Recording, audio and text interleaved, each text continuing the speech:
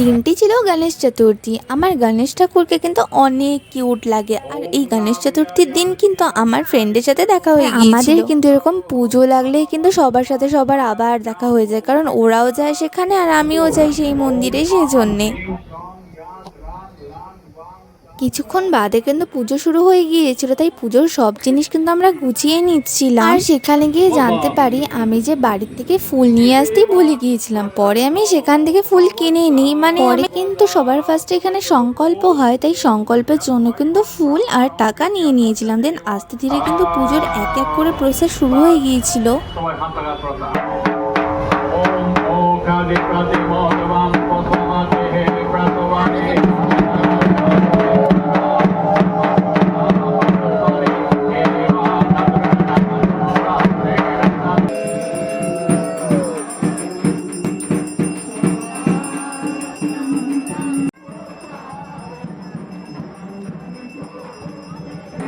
সবার শেষে কিন্তু আরতি হয়, আর তারপর কিন্তু যজ্ঞ হয়েছিল। আর আরতির জন্য এক এক করে কিন্তু সবাই লাইনে দাঁড়া হয়ে গিয়েছিল, আর এতটাই ভিড় ছিল যে প্রচুর ঠেলাঠেলি লেগে গিয়েছিল।